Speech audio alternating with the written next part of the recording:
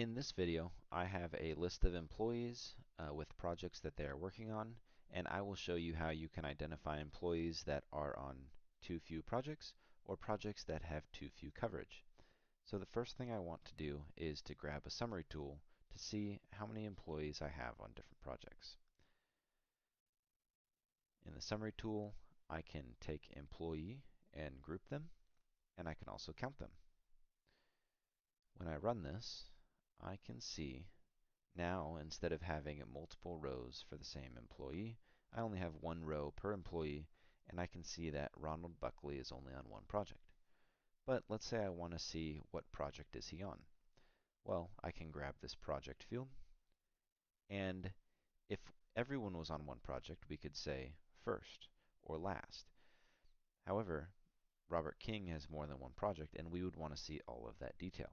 So what we can do is we can go to the string section and choose concatenate, and we'll see that our separator will be a comma. Now when I hit run, I can see all of our employees, how many times they appear in the database, and which project they're associated with. So now I want to run a filter.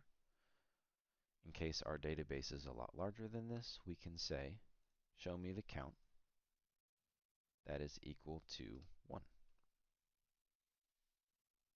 And we can see that Ronald Buckley is the only person on that list.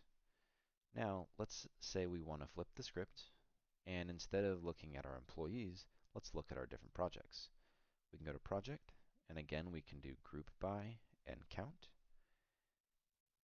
And when we hit Run, we can see we have all these projects and how many times they appear on the database. Again, we can use a filter tool to filter by the count being just 1.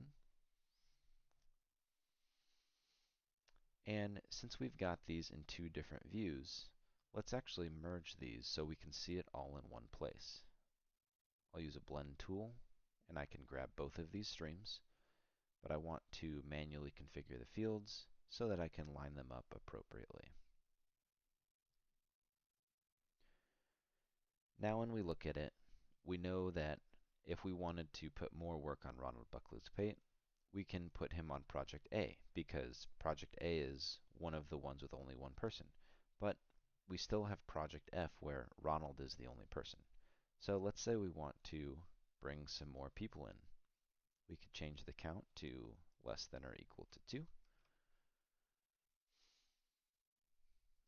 And now from this view, we can see, okay, Ronald is on F.